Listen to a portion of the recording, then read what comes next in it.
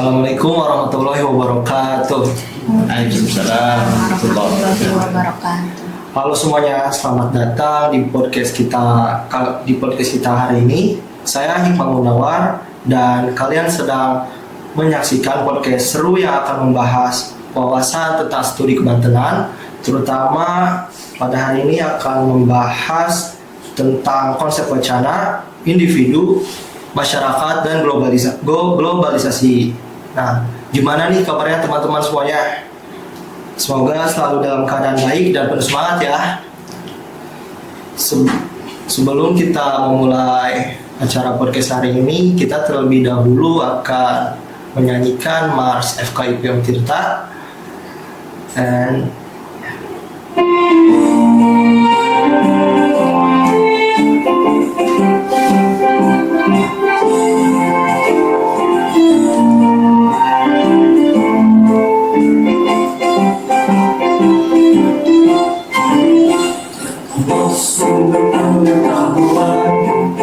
puji syukur kami persembahkan pelopor kreasi Indonesia, sarjana bertambur dunia, jujur berkarya ilmiah, di bawah amanah pribadinya, religius taat beragama, terhadap bangsanya. Berkatilah FKIP Untirta, Sekolah Jaya Indonesia, pemuda mencerdaskan bangsa untuk Indonesia maju sejahtera. Berkatilah FKIP Untirta, Sekolah Jaya Indonesia, pemuda mencerdaskan bangsa untuk Indonesia maju sejahtera, untuk Indonesia maju sejahtera.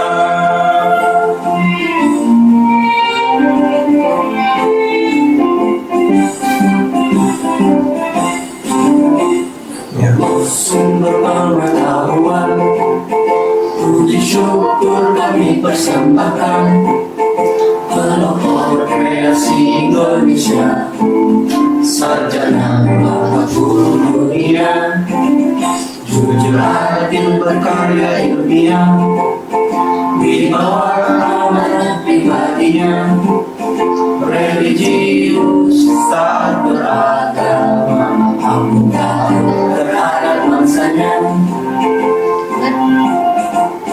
Berkatilah FKIP Untirta, Sekolah Jaya Indonesia, pemudalah mencerdaskan bangsa untuk Indonesia maju sejahtera.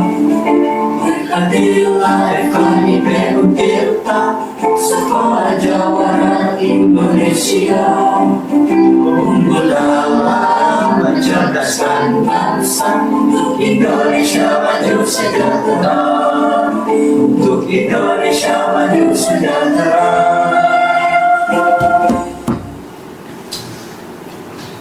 baik, hari ini kita bakal ngobrol seru nih bareng 3 narasumber spesial yang pastinya sudah siap berbagi wawasan mendalam. Pertama, di sini ada Dekan FKIP Untirta, Bapak Dr. Haji Fadullah, SAG MSI, dan beliau juga selaku dosen pengampu mata kuliah studi kebantenan ya Pak ya. Ya.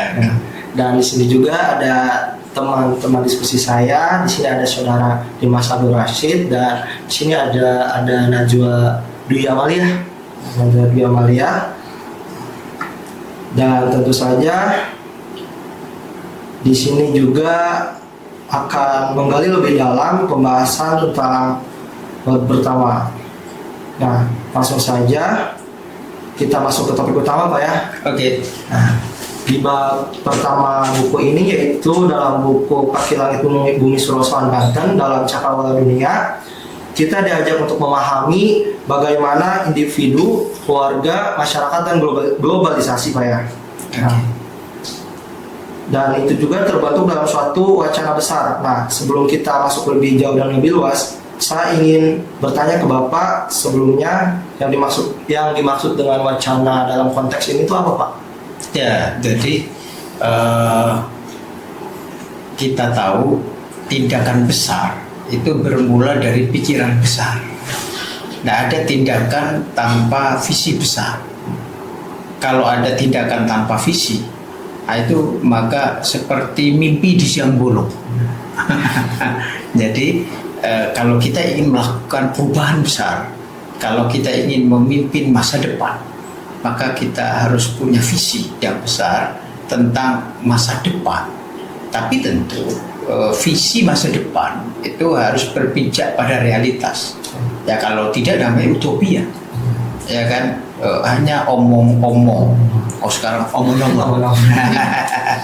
Jadi harus ada pijakannya. Dan ketika kita membincangkan Banten di masa depan, itu kita harus berpijak pada Banten di masa lampau.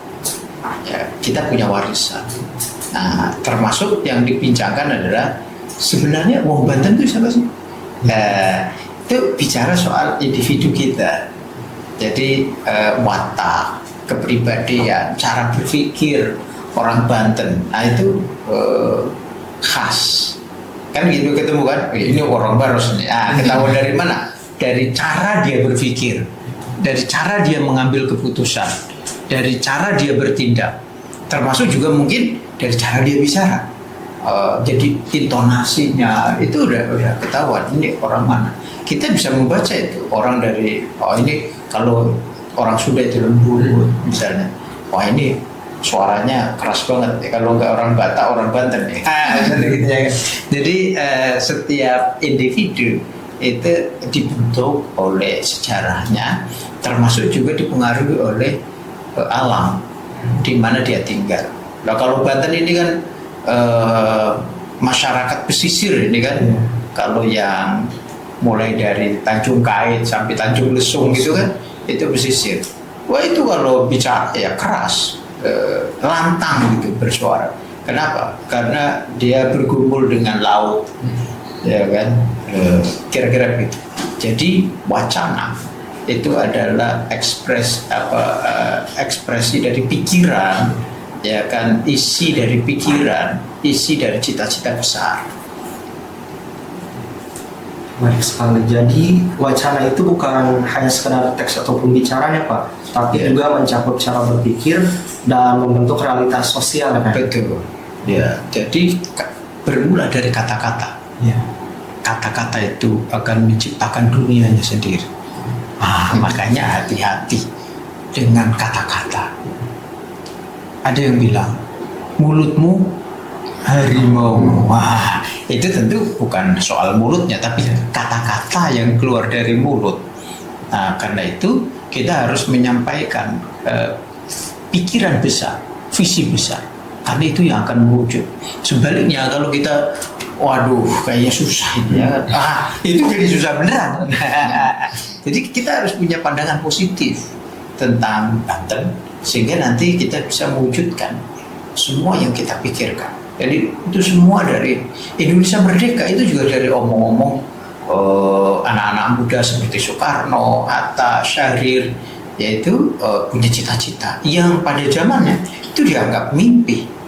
Bagaimana kita merdeka dari misalnya penjajahan Belanda, ya kan? Berikutnya Jepang gitu.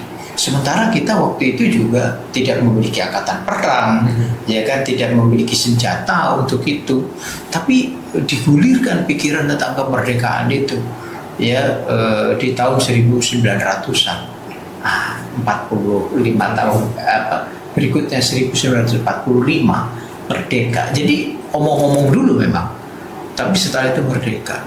Begitu juga Banten sebagai kerajaan Islam waktu itu, ya mulai dari perbincangan bagaimana membangun satu kawasan baru, kota baru yang esok hari bisa memimpin dunia.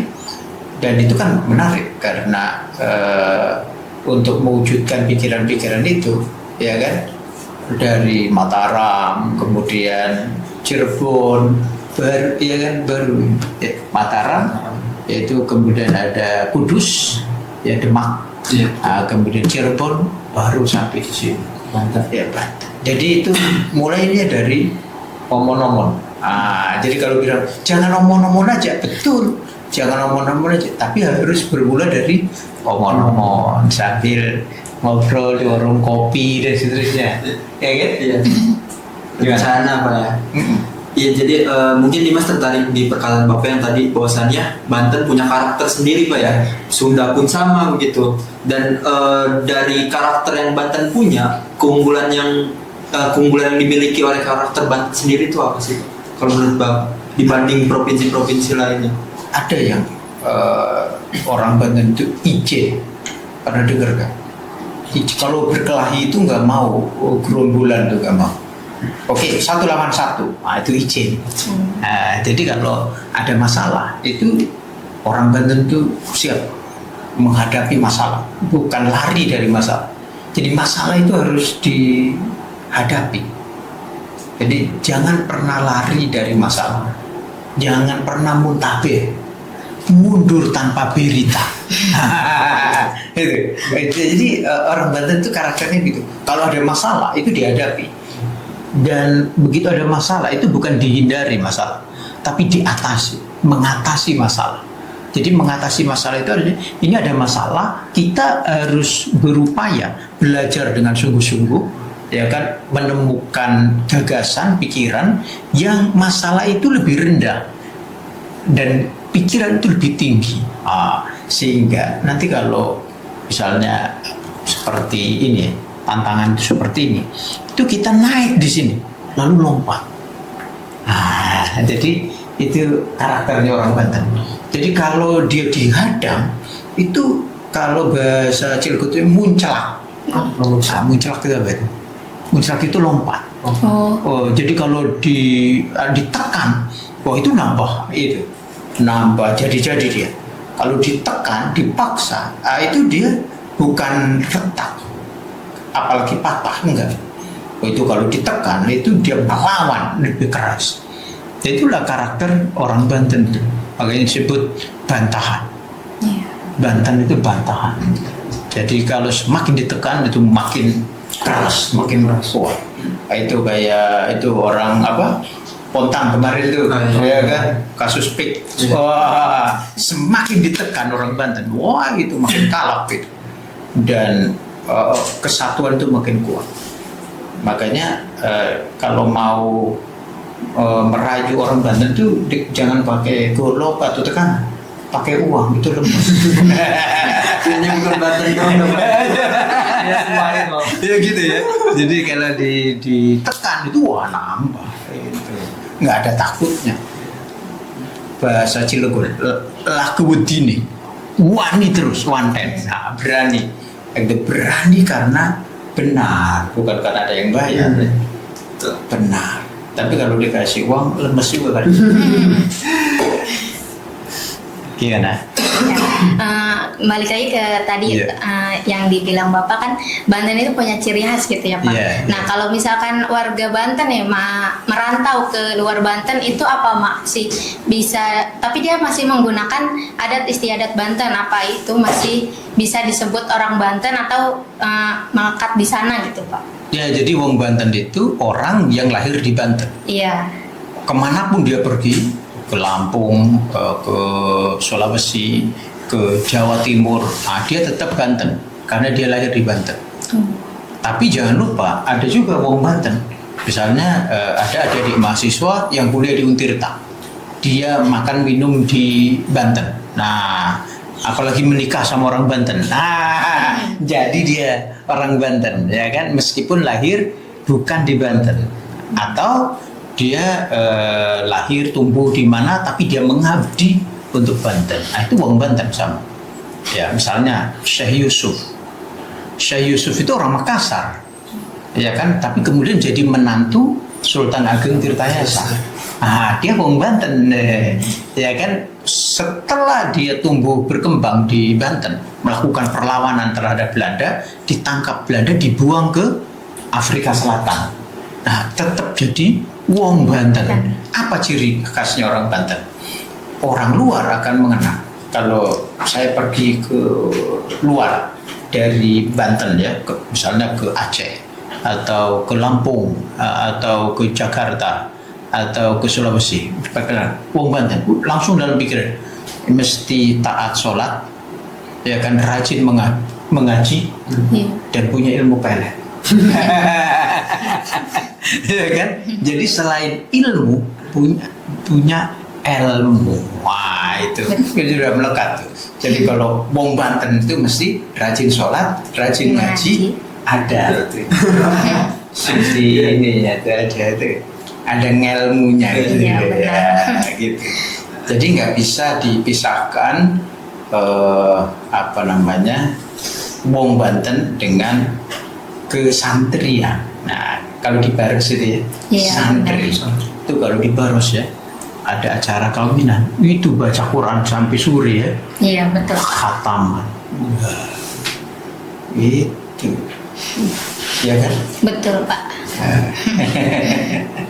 Jadi itulah karakteristik dari wong Banten. Jadi berani bertanggung jawab, ya kan? Tapi kalau dia keliru, orang Banten tuh segarang-garangnya orang Banten tuh, kalau dia keliru lemes. Kenapa dia?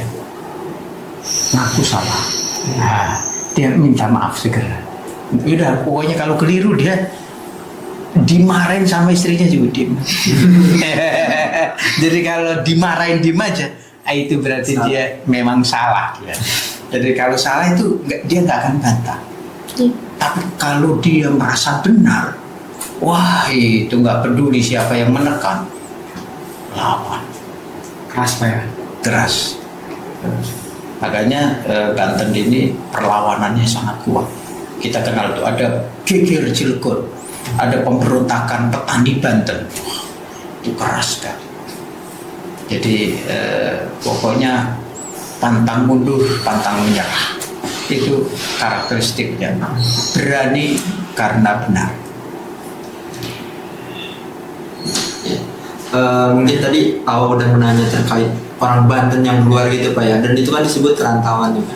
Nah, kebanyakan orang rantauan itu kan mikirnya bahwasannya dia tidak dapat pekerjaan dan lain sebagainya di Banten, dan mungkin dia pun kesulitan gitu di Banten.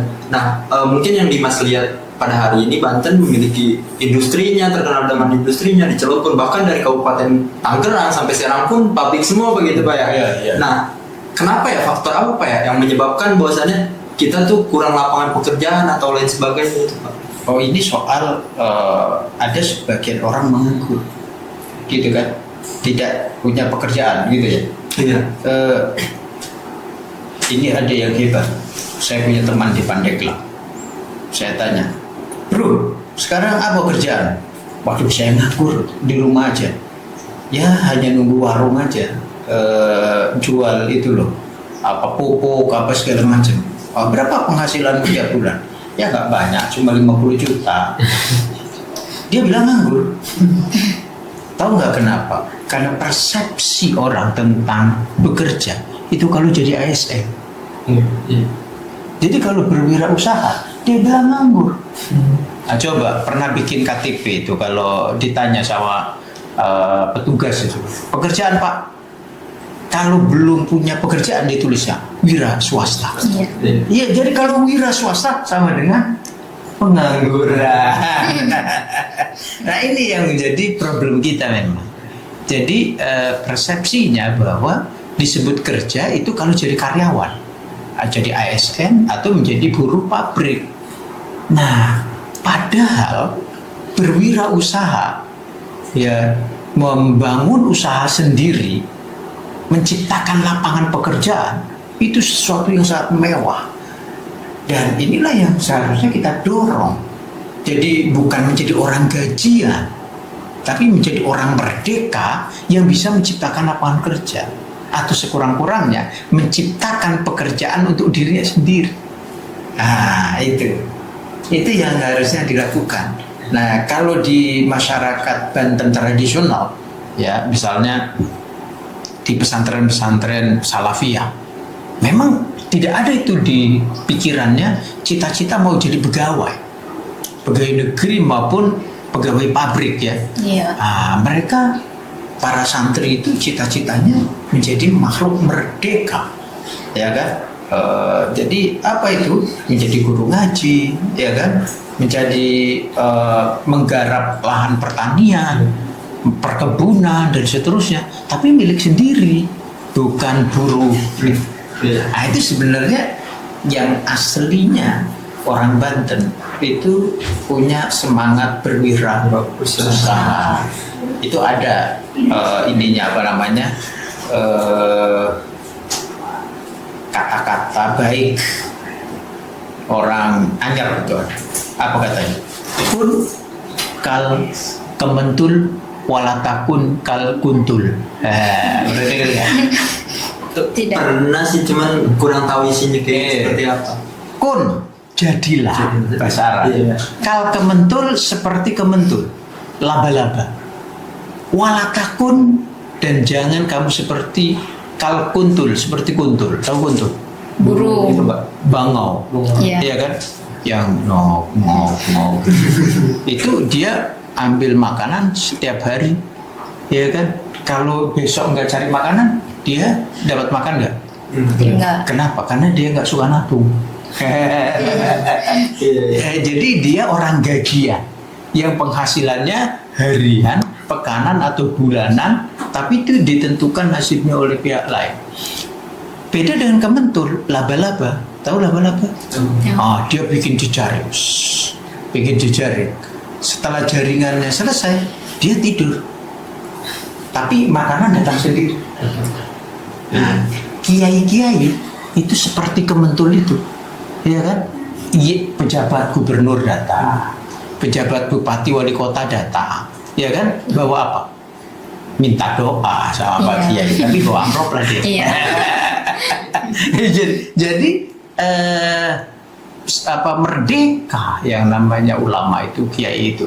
Jadi kiai tidak datang ke pejabat negara, pejabat negara datang ke kiai bawa amplop dong. Iya. Masa minta doa nggak bawa amplop, ya nggak? Iya, betul. Jadi kira-kira begitu.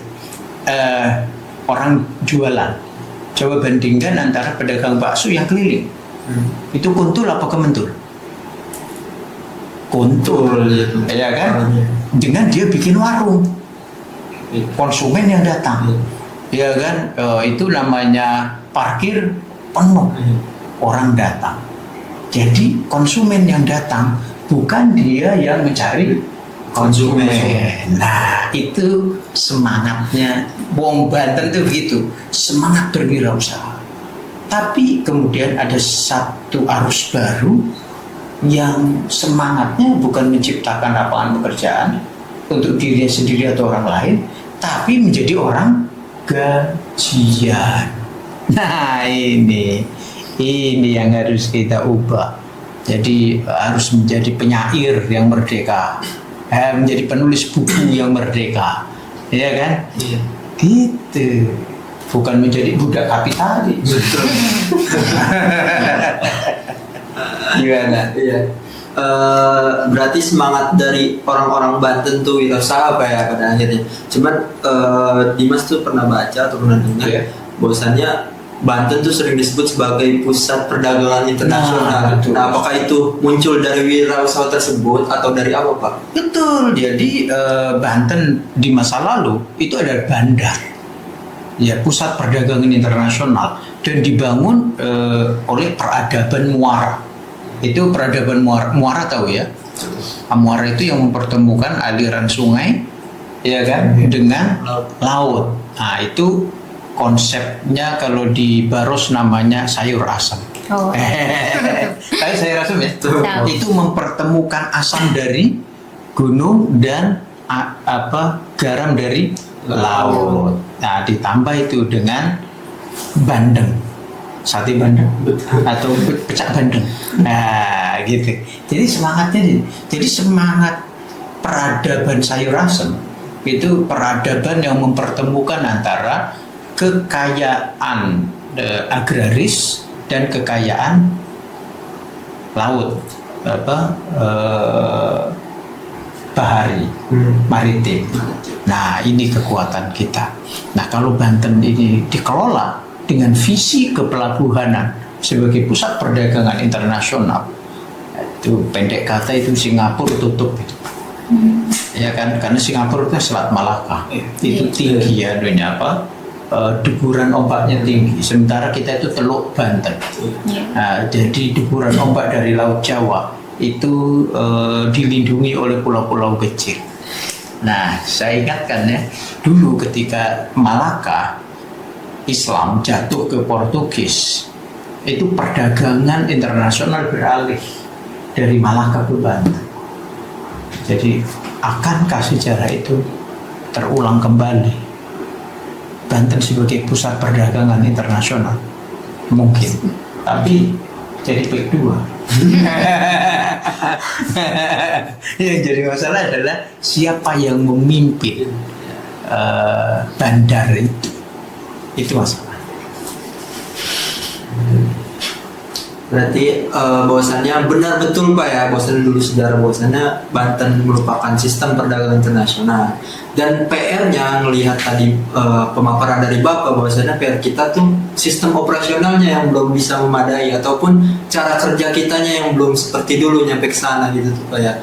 Dan Banten tuh harus gerak kemana sih Pak untuk mencapai hal tersebut lagi, atau harus seperti apa nih kita? Karena bahwasannya pelabuhan kita punya Merak gitu tuh, bahwasanya lautan kita pesisir gitu, banyak keunggulan di sana, banyak manfaat di sana, banyak bisnis di sana. Apakah kita bisa seperti dulu lagi gitu Pak, secara kinerjanya?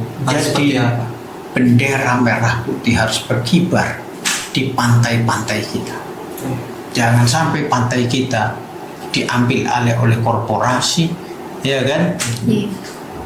Di mana bendera merah putih kita tidak berkibar di sana, itu tidak boleh terjadi. Jadi merah putih harus berkibar di seluruh pantai, ya kan, mulai dari Tanjung Kait, ya kan, Tanjung Pasir di Tangerang sampai Tanjung Lesu. Itu harus berkibar merah putih kita, dan yang mengibarkan mestilah bangsa sendiri, bangsa Indonesia. Itu jangan orang lain. Ya, kata Bung Hatta, saya lebih rela Indonesia tenggelam di dasar laut ketimbang maju tetapi rakyatnya miskin. Betul Pak? Betul Pak. Oke, gimana? Berarti benar bahwasannya kalau emang kita mau maju dalam hal tersebut, kita harus bisa mengambil alih gitu Pak, ibarat kata bahwasannya jangan sampai diambil oleh korporasi yang tadi Bapak sebut dan sebagainya. Berarti intinya hal ini, dinamika ekonomi khususnya itu sangat berdampak ataupun berkaitan sama politik Pak ya pada akhirnya. Oh iya, berkaitan dengan politik, dan yang politik itu yang menentukan rakyat Indonesia memilih siapa. Apakah kita memilih orang yang memiliki visi kerakyatan, atau yang ternyata mau memperkaya diri sendiri? Gitu. Ya, gimana? Ya, pertanyaannya kayak bagaimana peran pemerintah dalam mendukung internalisasi kearifan budaya lokal Banten melalui modal dan teknologi, serta kontribusi apa yang diberikan oleh pemerintah dalam memastikan budaya lokal Banten tetap terjaga walaupun ada pengaruh dari budaya global tersebut. Ya, ini berarti kita mulai dari pemerintah kabupaten kota di tingkat satuan pendidikan dasar, kemudian provinsi di tingkat menengah harus menyediakan kurikulum lokal, ya kan, kurikulum terkait dengan studi ke Banten itu harus diperkenalkan, bukan hanya soal kekayaan alam yang kita miliki, tapi juga warisan budaya dan sejarahnya. Itu harus diperkenalkan. Tokoh-tokohnya harus kenal tuh, siapa Kiai Syam'um, ya kan, siapa Kiai Khatib, gitu, harus kenal. Ya, harus diperkenalkan juga ada Menteri Sosial Perempuan pertama orang Serang, siapa namanya itu? Maria Ulfa. Itu harus diperkenalkan.